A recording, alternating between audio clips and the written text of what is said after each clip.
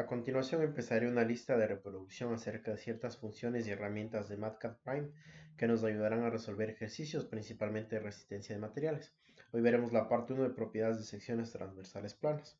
Un aviso importante: los videos de este canal están creados como ejemplos de conceptos o resolución de ejercicios de ciertas asignaturas de ingeniería mecánica que están complementados con el uso de software y herramientas digitales. No son clases teóricas detalladas de un área en específico del conocimiento o clases particulares de un software desde cero, sino que están pensadas como información complementaria.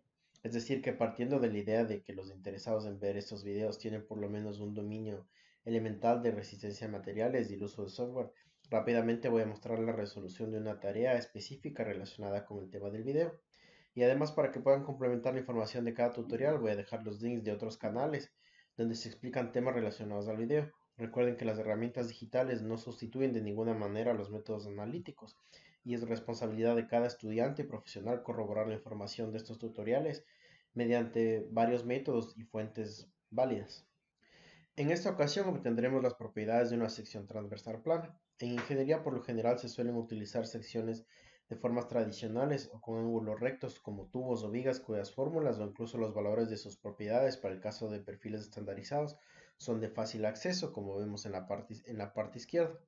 Sin embargo, con la finalidad de mostrar las capacidades de MATCAD y reforzar un poco el conocimiento teórico, vamos a utilizar una sección formada por la intersección entre funciones que están dadas por ecuaciones. Es decir, aquí en la parte derecha tenemos el gráfico formado por curvas que están gobernadas por ecuaciones. Las intersecciones de esas curvas nos van a dar un área y esa va a ser el área que utilizaremos como sección transversal. Ok, una vez dentro de MATCAD y con la intención de que este video no se haga extremadamente largo, simplemente les voy a comentar lo que yo he hecho para obtener las propiedades de esta sección. La idea es que traten de replicar estas operaciones para que puedan obtener los mismos resultados. En este caso, lo primero que he hecho es crear las funciones, que va a ser un y de x con las siguientes ecuaciones. Aquí la primera ecuación, segunda ecuación, tercera y cuarta. ¿Qué es aquí importante? Por ejemplo, si queremos crear esta forma de matriz, por ejemplo, C le vamos a asignar con dos puntos para asignarle un valor a esta variable. Aquí agregamos el corchete y podemos ingresar los valores. Entonces, ¿qué vamos a hacer? Por ejemplo, el primer valor, y para ingresar el segundo, Shift Enter, y podemos acceder a la segunda fila. Y así las filas que necesitemos. Entonces, aquí también es importante tener en cuenta que los contadores en MATCAD, al igual que en Python, empiezan en cero. Entonces, por ejemplo, este valor está en la ubicación 0, ubicación 1, ubicación 2. Aquí esto se puede cambiar, por ejemplo, si vemos aquí el origen se lo puede poner en 1, se lo puede poner en 0. Yo por lo general lo trabajo en 0 y lo dejamos de esta manera. Lo siguiente es graficar las funciones. Entonces, para eso yo he utilizado un componente chart aquí en la parte de matemática. He venido acá al chart component y lo insertamos. Aquí nos va a dar un espacio para nuestra gráfica, nuestro plot, y aquí nos va a pedir los inputs de los ejes que necesitemos. Entonces, eso es lo que he utilizado acá. ¿Cuál es la diferencia si, por ejemplo, utilizaría acá la parte de plot? El plot también me va a pedir los argumentos en X y los argumentos en Y para graficar, pero el chart me permite manipular más características de la gráfica, entonces es por eso que lo he utilizado de esta manera. Si le doy aquí, van a ver los ejes que yo he graficado. La primera función que he graficado es el subíndice 0 de la función y de x. Aquí en este caso simplemente estoy agregando x para los valores, es decir, no le estoy dando un dominio, no le estoy diciendo de dónde a dónde grafique. Lo que va a hacer MATCAD es graficar todos los valores donde la función existe. Otra cosa importante es que este de aquí, este x, tiene que empezar en 1, no puede ser 0, en este caso para los charts. Otra cosa importante es que tiene que estar en modo índice de matriz. Si ven, aquí aparece una pequeña flecha que me está indicando que es el primer valor. De la misma manera acá estoy pidiéndole al 0 con esta flecha, es decir, el valor 0 de la función y(x). ¿A qué me refiero con esto? Por ejemplo, en C existen tres valores. ¿Qué pasa si yo quiero, por ejemplo, sacar ese 42? Voy a necesitar escribir C con la misma tecla que utilizamos para el corchete. Le damos clic y se va a formar esta pequeña flecha que me está indicando que es un índice de matriz. Entonces es el 0, 1 y necesito el valor 2. ¿Va a ser igual a qué? A 42. Entonces esta es la manera en la que se utilizan los índices de matriz. No confundir con los subíndices. Por ejemplo, si a C yo le doy, escribo C y luego escribo control y menos, esto se va para abajo y me deja escribir el subíndice. ¿Qué pasa si, por ejemplo, escribo aquí C2 y le doy igual? No me aparece ningún valor porque esto quiere decir que C2 es el nombre de esta variable, C sub 2. Aquí con esta flecha significa que es el índice de C y este es el subíndice de C. Esto es la manera de matriz y esto es para asignar nombre a la variable. Espero que esto se entienda. Por ejemplo, ¿qué pasa si acá escribo C2? Ah, ahora con el doble, con los dos puntos le voy a asignar un valor que va a ser 52. Bueno, pongamos en este caso 66. Entonces, esta es la diferencia. Este es el nombre de esta variable, mientras que este 2 es el subíndice de esta matriz. Si tienen alguna duda en cuanto a cómo funciona MATCAD en este sentido, pueden ir acá a la parte de matrices o a cualquiera de las funciones. Y por ejemplo, aquí en cómo ingresar matrices le dan F1 y se van a abrir la ayuda. La ayuda es muy importante porque aquí nos describe de manera oficial qué hace cada una de las funciones y con ejemplos, porque aquí vienen ejemplos y se los pueden copiar. Por ejemplo, le damos clic a esta matriz y le damos control V y se copia para que podamos replicar el ejemplo que nos da la ayuda de MATCAD. Eso sí es que tienen dudas en esta parte. Listo, voy a cerrarlo. Y otra cosa importante aquí es que he asignado los nombres. Para cada una de estas líneas la función 0, 1, 2 y 3. ¿Esto cómo se hace? Clic derecho, doble clic, perdón. Y aquí, en la parte de leyenda, he activado la leyenda. Le doy a activar y le he cambiado el nombre, porque la función 1 se va a llamar 0, mientras que la línea número 2 es la función 1, la línea 3 es la función 2 y así hasta el final.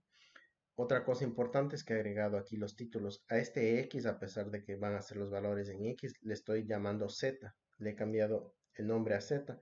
Es decir, simplemente para que este plano sea el plano YZ en lugar de X.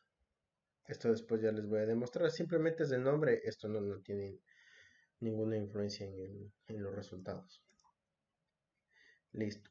Ahora, en la parte de acá estoy viendo la gráfica, pero todavía no sé en qué puntos se están cruzando estas ecuaciones. Entonces, lo que yo voy a hacer acá es con el bloque solve, buscar los puntos de las intersecciones. Voy a venir a la parte de math y aquí en solve. Este bloque solve me va a pedir tres argumentos que van a ser los valores que necesito buscar, las limitaciones de este cuadro de búsqueda y finalmente la solución, que es lo que yo tengo en la parte de acá. Entonces, estoy creando una variable x que le asigno un valor de 1. Todavía no sé qué valor va a tener. Y z le asigno un valor de 1 también. Un valor que es el que yo creo que va a tener. Esto de momento no es tan importante. Ya les voy a explicar la diferencia después. Después, a este z le voy a igualar con este control igual. Por ejemplo, z control igual y aparece este igual que está en negrillas. Lo que hace esta operación es evaluar, es decir, saber si es que sí cumple esa condición o no cumple esta condición. Entonces a z lo estoy igualando tanto como a x0 como a x2, es decir, la línea azul y la línea púrpura, para buscar en qué punto se cruzan.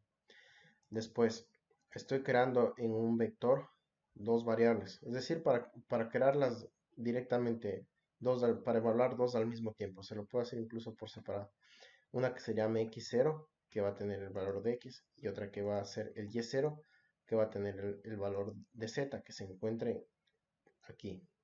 Es decir, cuál va a ser la coordenada x, y de ese primer punto.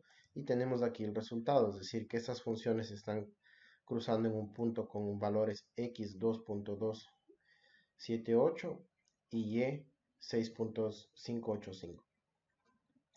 Y repito esta operación ahora para la función 0 y 1. Y aquí le estoy cambiando el nombre simplemente.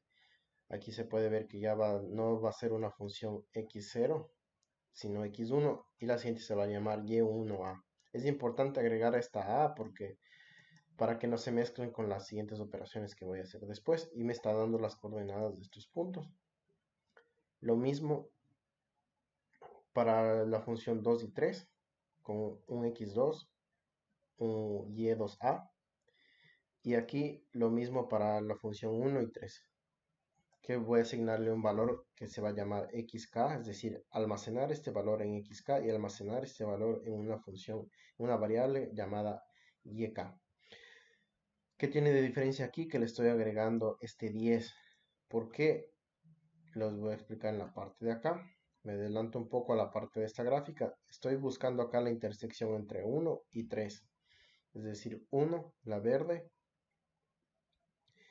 y 3, esta función púrpura. Entonces, ¿qué pasa? No, perdón, 3, esta función, la línea negra. Entonces, ¿qué pasa si yo, por ejemplo, escribo 1, en lugar de encontrar este valor que está aquí en el extremo, me va a encontrar este punto de acá, porque son dos puntos en los que se está cruzando. Entonces, para evitar ese problema, escribimos 10.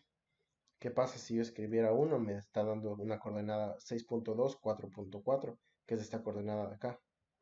Yo no necesito esta, sino que necesito la de arriba. Entonces, 10. Listo. Y hemos arreglado este punto de intersección. El siguiente punto, el punto número 5, el punto número 4, perdón, la construcción de la sección. Aquí es importante lo siguiente. MATLAB crea funciones y bueno, y la teoría de matemáticas también. Las funciones son cuando tenemos un solo valor en y, es decir, en un x tenemos un solo valor en y. ¿Qué pasa si tenemos dos? Pues ya no es una función. Entonces es por eso que necesitamos crear dos diferentes. Una que sea la parte de arriba, la línea roja, y otra que sea la parte de abajo, la línea rosa. Entonces aquí a través de un bloque de programación, esto lo podemos hacer aquí, por ejemplo, vamos a un CC, dos puntos, y aquí utilizamos, aquí en programación, el bloque de resolución, y vamos a crear un if, es decir, si, y es muy importante darle control J para que esto se vuelva una operación de programación. O se lo puede obtener de acá. La mayoría de los comandos de MATLAB existen tanto un comando en el teclado como los botones acá.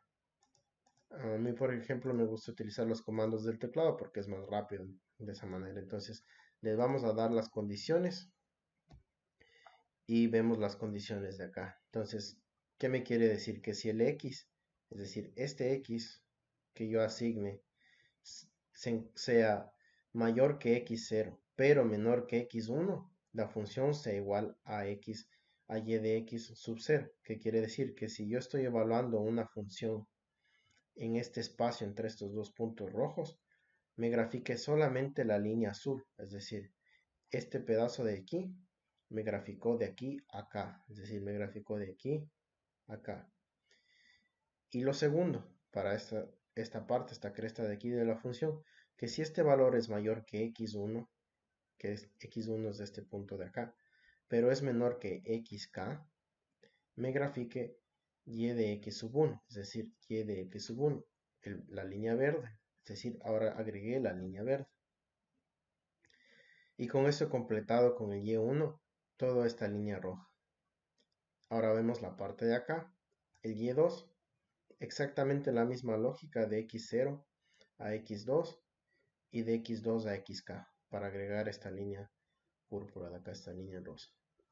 Ahora, en cuanto a las gráficas de los límites de intersección, pues es fácil, es básicamente las mismas gráficas, pero en este caso yo estoy dando los límites y estoy creando puntos. Entonces, un punto, esta línea, la línea 5 va a ser el punto x0 y y0. ¿Cómo se crean los puntos? Pues minimizamos esto, le damos doble clic y aquí tenemos el punto 5. Entonces, en lugar de ser una línea, porque la línea no se va a ver, porque no tiene varios valores, lo voy a cambiar acá por un símbolo. Le estoy agregando este diamante y puedo cambiar el tamaño también a 40, lo voy a dejar en 20. Y la opacidad también la puedo cambiar, lo voy a dejar en 100 en este caso. Otra cosa importante es que aquí los límites los he cambiado. Como ahora ya sé dónde se encuentra esta función, lo estoy graficando solamente entre 2 y 10, porque si no me quedaría así. Y el y de la misma manera, voy acá al setup, y si utilizo el rango que me dice matcat no se va a ver, entonces necesito cambiar el rango entre 0 y 2. Aquí también se pueden cambiar las divisiones, se pueden cambiar muchos parámetros. De momento el resto de parámetros no son tan importantes, los revisaremos después. Voy a minimizar y ahora de la misma manera, ahora ¿cuál es la sección? Ahora solamente voy a graficar Y1, que es la lógica de aquí que utilizamos, y Y2. Y con esto ya tenemos la gráfica de la sección. Con esto se acaba la parte de las funciones y la creación de la sección. Esta parte no tiene que ver con resistencia de materiales, simplemente es para demostrarles cómo se puede utilizar MATCAD y tiene relación con la teoría de funciones y matemáticas. Ahora, voy a crear dos variables. Recuerden, como les dije, el eje horizontal va a tener el nombre z. Entonces, z0 va a ser igual a x0, es decir, el primer punto. Y zk es igual a xk, es decir, este punto, que es básicamente el ancho de la figura, que es lo que he escrito aquí. Lo siguiente es encontrar el área de la sección. Como sabemos, cuando tenemos una figura compleja, el área la podemos encontrar integrando la función.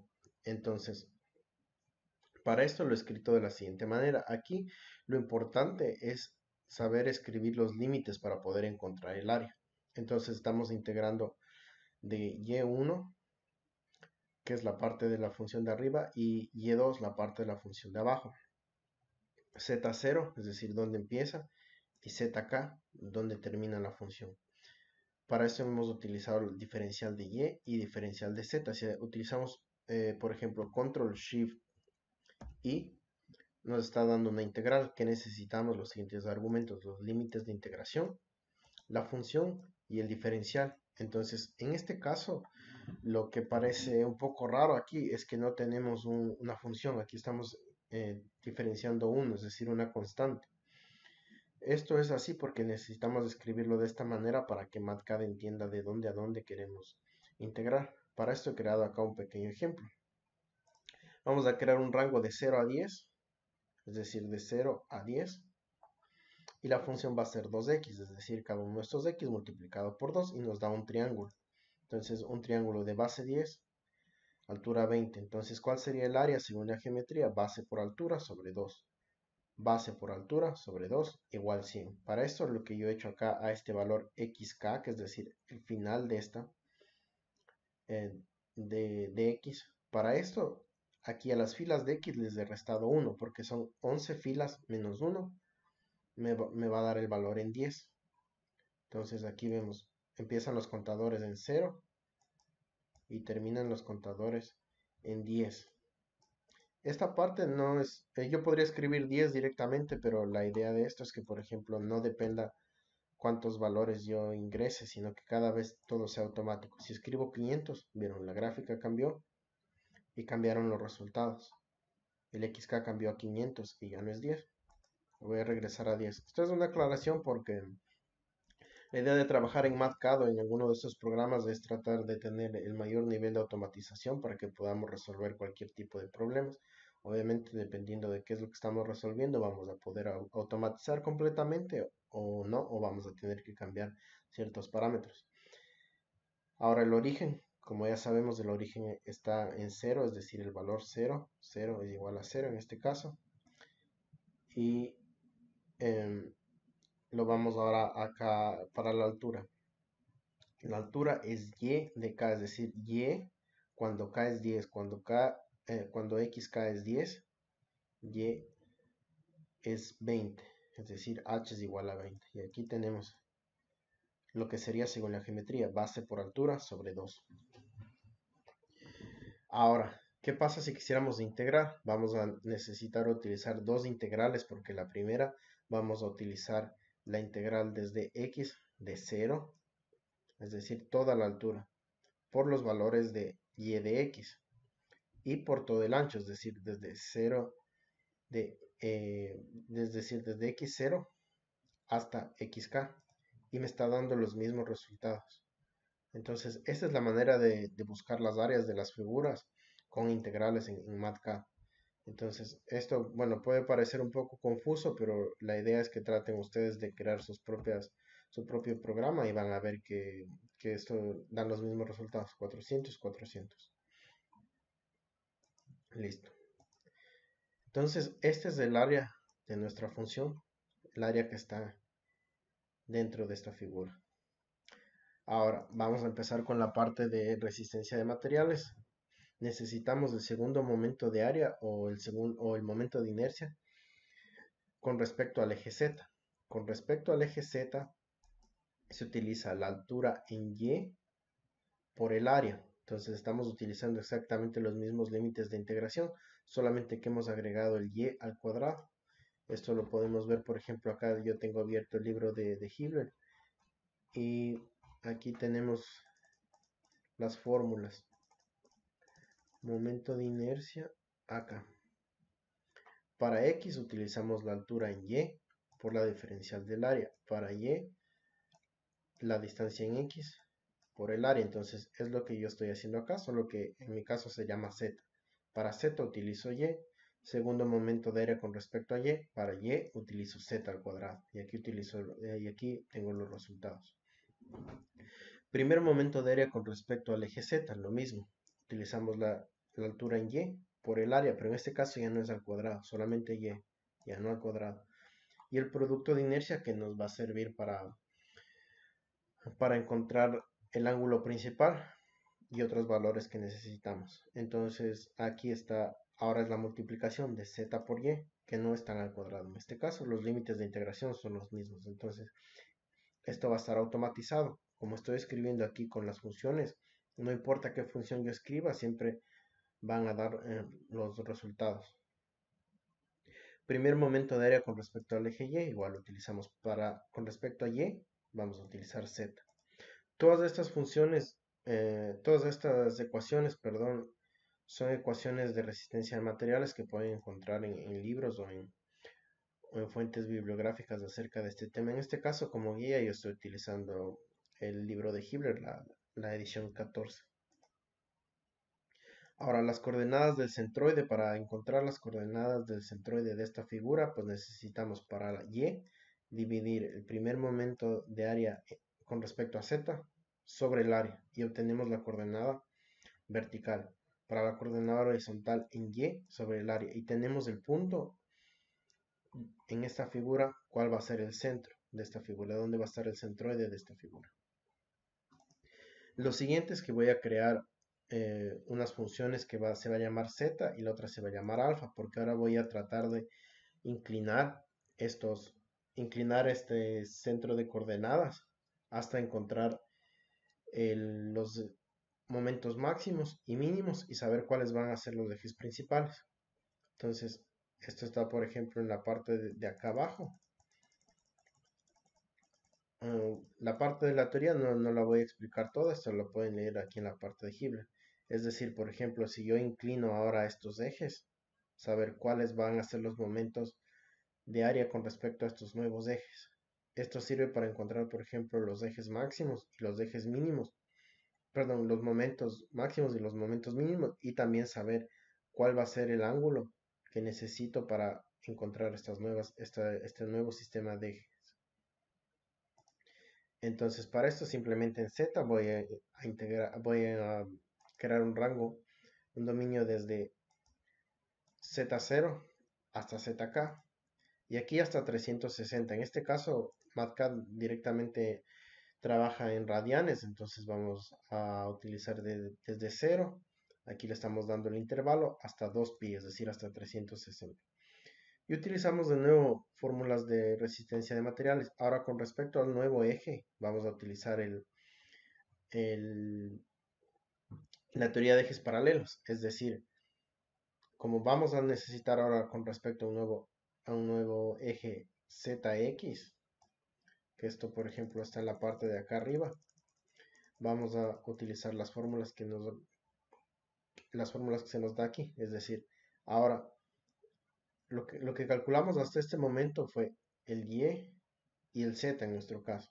Con respecto a estos ejes, cuáles eran los momentos de inercia, pero ahora necesito los momentos de inercia con respecto a estos nuevos ejes que van a estar ubicados en el centroide. Entonces, aquí tenemos las fórmulas, pero en nuestro caso van a ser negativo porque estamos ahora buscando con respecto al eje Z, ZC, es decir, al del centroide. Aquí el proceso es del inverso, entonces nosotros también utilizamos la fórmula, la operación inversa, que sería menos. Lo mismo para el segundo momento de área con respecto a YC y el producto de inercia, exactamente lo mismo. Entonces, las funciones que ya habíamos, estos valores que habíamos calculado en la parte de antes, nos están sirviendo para trasladar estos momentos de inercia a estos nuevos ejes. Ahora, aquí estoy utilizando estas fórmulas para girar con respecto a los ejes principales, como ya les había mostrado. Estas fórmulas las pueden encontrar acá en la parte de este libro o en cualquier libro que estén utilizando o, o si están estudiando que sus profesores les hayan recomendado, son las fórmulas que están en la parte de acá abajo. Entonces, esto es una función, es decir, cuando yo giro un ángulo, ¿qué ángulo? Este ángulo es del alfa que yo creo, entonces lo voy a girar desde 0 hasta 360, voy a ir girando, girando, girando para encontrar esta nueva función con respecto a U, con respecto a B, el producto de inercia. Estas son las fórmulas de la parte de acá abajo, y aquí tenemos esta gráfica. Entonces, esta gráfica me parece muy importante. En el libro de Hibbeler no la encontré, o no sé si no la busqué bien, pero nos está indicando el momento en que este momento de inercia es máximo. Cuando uno es máximo, el otro es mínimo y el producto es cero. Esto nos dice la teoría, y acá en la gráfica lo podemos ver y lo podemos interpretar fácilmente. Cuando este es máximo, este es mínimo y este es cero. Entonces, esto no importa en 360 cuánto yo lo vaya girando, siempre se va a cumplir esta condición. Cuando uno es máximo, cuando JB es máximo, JU es mínimo y el producto es cero. Esto nos va a servir para la parte de acá, para saber en qué ángulo esto ocurre. Aquí podemos ver que tenemos un ángulo. No sabemos cuál exactamente, en cuál ocurre esta condición. Lo podemos buscar.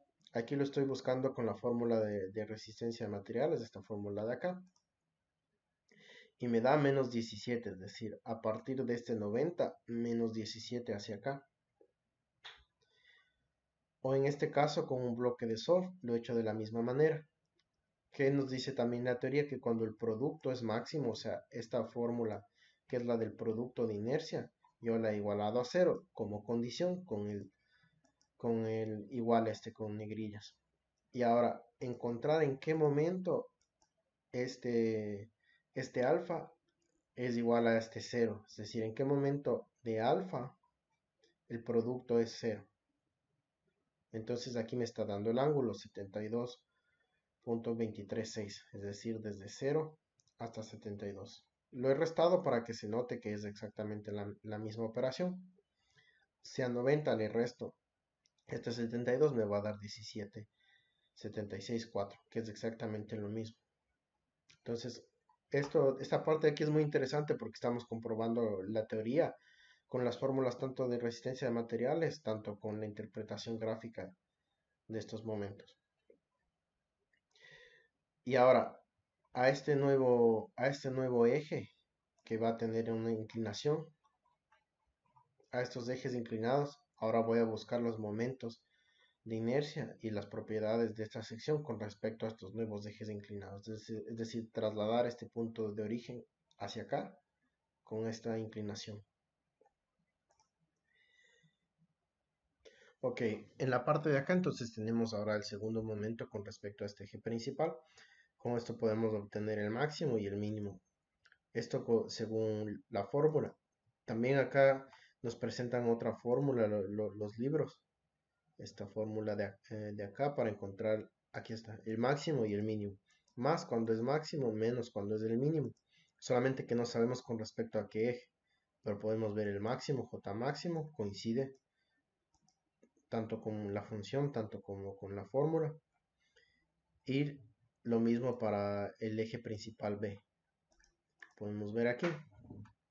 Ahora, lo que he hecho es ahora graficar esta sección y sus propiedades.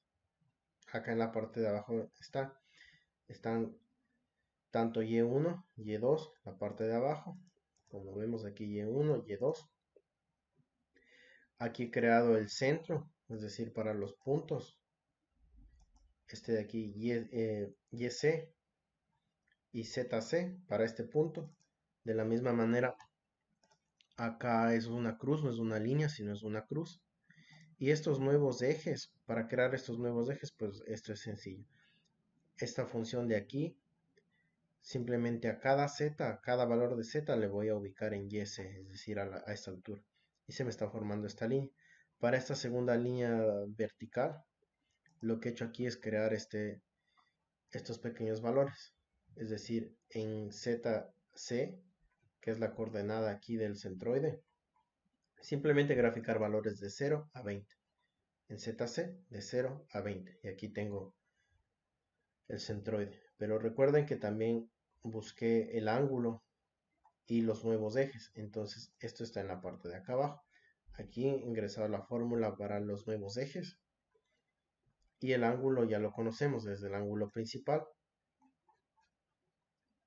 Entonces el centroide no cambia, pero cambian los ángulos. Entonces este sería el ángulo que tenemos que girar para que estos ejes se vuelvan principales y el momento de inercia se vuelva máximo y se vuelva mínimo el 1. Entonces el 1 máximo, el 1 mínimo y el producto 0 a menos 17.76 grados. Y esta sería la gráfica que tenemos. Y a continuación les voy a mostrar en un programa CAD cómo se puede graficar esta función y comprobar estos resultados, no solamente a través de las funciones y la parte matemática, sino de manera gráfica.